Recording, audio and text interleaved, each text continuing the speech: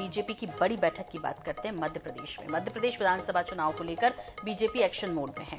उम्मीदवारों की पहली सूची जारी करने बाद बीजेपी अब दूसरी सूची को लेकर रायशुमारी कर रही है। आज भोपाल में बीजेपी चुनाव प्रबंधन समिति की बड़ी बैठक होने जा रही है। इस बैठक में 4 केंद्रीय मंत्रियों के साथ पार्टी के कई दिग्गज नेता मौजूद रहेंगे। माना जा रहा है कि इस बैठक में दूसरी सूची के उम्मीदवारों और जन आशीर्वाद यात्रा की महत्वपूर्ण मंत्रणा होनी है। तो मध्य प्रदेश में विधानसभा चुनाव है, इसे लेकर एक्शन मोड पर है बीजेपी। लगातार उम्मीदवारों की पहली सूची चूंकि जारी हो चुकी है, अब इसके बाद इंतजार सबको दूसरी सूची का है। इसमें रायशुमारी लेना है, इसलिए आज जो बैठक हो रही है चुनाव प्रबंधन समिति की, ये बड़ी बैठक है। इस बैठक में 4 केंद्रीय मंत्रियों के साथ पार्टी के कई दिग्गज नेता मौजूद रहने वाले हैं। माना जा रहा है कि इस बैठक में दूसरी सूची के उम्मीदवारों और जन आशीर्वाद यात्रा की व्यवस्थाओं को लेकर चर्चा होनी है। ये बैठक भोपाल के बीजेपी कार्यालय में आज शाम को होगी। बैठक में 39 सीटों पर घोषित हुए प्रत्याशियों के साथ इन सीटों की जमीनी रिपोर्ट पर भी मंथन होगा।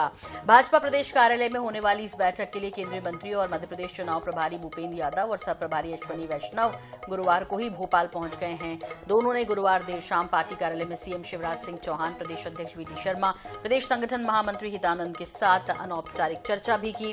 केंद्रीय मंत्री नरेंद्र सिंह तोमर, ज्योतिरादित्य सिंधिया, कैलाश विजयवर्गीय भी आज शाम तक भोपाल पहुंचेंगे इस बैठक में शामिल होने के लिए। भारतीय जनता पार्टी की हमारी प्रबंध जो समिति है, आज उसकी ऑफिशियल हमारी बैठक है और जन आशीर्वाद यात्रा से लेकर के कार्यकर्ता महाकुंभ, जिसको माननीय प्रधानमंत्री जी संबोधित करेंगे, ऐसे सभी जो पार्टी के हमारे अभियान हैं उनकी एक तैयारी की दृष्टि से आज हमारी बड़ी बैठक भोपाल में। और डॉक्टर राम पांडे हमारे साथ जुड़ रहे हैं, प्रवक्ता कांग्रेस। डॉक्टर राम पांडे, बड़ी बैठक होने जा रही है बीजेपी की, जाहिर तौर पर अब दूसरी सूची का इंतजार है और इसीलिए मंत्रणा होनी है। किस तरह देख रहे हैं आप? जी, बैठक होने तो ये पार्टी का अपना अधिकार है, बैठक जितनी चाहे करें, लेकिन वोट तो जनता को देना है ना। जनता तो वोट महंगाई पर देगी, महंगाई कम होगी, कम तो हो नहीं रही है। वोट जनता देगी बेरोजगारी पर, भ्रष्टाचार पर, हर जगह भ्रष्टाचार चल रहा है। कल ही भारतीय जनता पार्टी के एक कोलार से विधायक है रघुवंशी, उन्होंने कहा भारतीय जनता पार्टी में भ्रष्टाचार चरम पर चल रहा है और इसलिए मैं भारतीय जनता पार्टी से इस्तीफा देता हूं। कल ही एक भारतीय जनता पार्टी के विधायक ने इस्तीफा दे दिया है।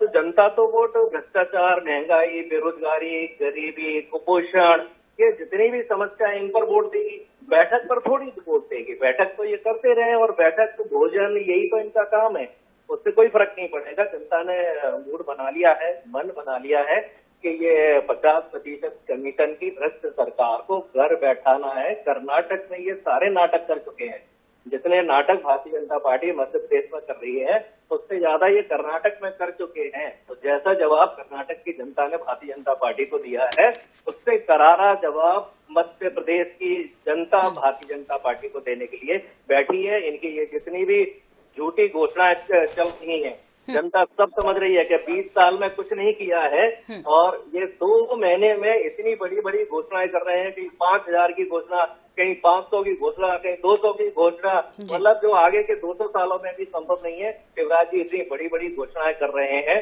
तो जनता पूरा समझ रही है और इनके झांसे में और इनकी नौटंकी में नहीं आने वाली और इनको घर बैठाने वाली है। ठीक है, राकेश शर्मा जी बीजेपी प्रवक्ता हमारे साथ जुड़ गए हैं। और राकेश जी, अभी डॉक्टर राम पांडे हमारे साथ जुड़े थे, उन्होंने कहा कि देखिए बैठकें तो पार्टी में होंगी जाहिर तौर पे चूंकि चुनाव है, लेकिन इन सब का कुछ मतलब नहीं निकलने वाला क्योंकि आप हार रहे हैं। वो कह रहे हैं कि जो है भ्रष्टाचार इतना है, महंगाई इतनी है, उसके अलावा सिर्फ घोषणाएं किए जा रहे हैं, इन सबसे कोई फर्क पड़ने वाला नहीं है खास। देखिए सोनल जी, मुझे इस बात पर आश्चर्य होता है कि कांग्रेस की कर्नाटक में सरकार बनी और कर्नाटक की सरकार ने कहा था कि जिस दिन हम सरकार में बैठेंगे, और उसमें राहुल गांधी और प्रियंका वाड्रा ने मोहर लगाई थी, उसी दिन पुरानी पेंशन लागू कर देंगे। उसके लिए इन्हें एक समिति बना दी है चीफ सेक्रेटरी के नेतृत्व में, वो लागू ही नहीं करी।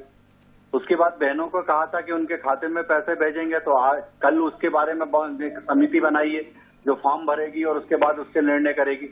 तो झूठ बोलना, गुमराह करना कांग्रेस की आदत है। 2018 में कमलनाथ ने वचन दिया था कि 2 लाख का कर्ज माफ हो जाएगा, 4000 रुपए बेरोजगारी भत्ता दे देंगे, 51,000 कन्या विवाह के दे देंगे, युवा को 4000 रुपए बेरोजगारी भत्ता देंगे। कुछ नहीं दिया था। तो ये जो झूठ की दुकान कांग्रेस की है।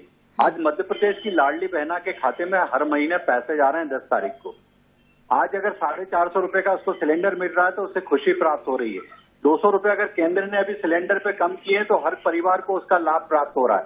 1,44,000 युवाओं को अगर सरकारी नौकरी मिल रही तो उनके परिवार में खुशी मिल रही है। और जहाँ जनता खुश होती है वहाँ कांग्रेस रोताली बन जाती है। कांग्रेस के प्रवक्ता वो फर्ज निभा रहे हैं। राकेश जी माफ कीजिए, मैं आपको टोक रही हूँ, लेकिन यहाँ पर बोल रहे थे डॉक्टर राम पांडे कि भाई यदि पैसे देने पड़ रहे हैं तो फिर आपने 20 साल में किया क्या है?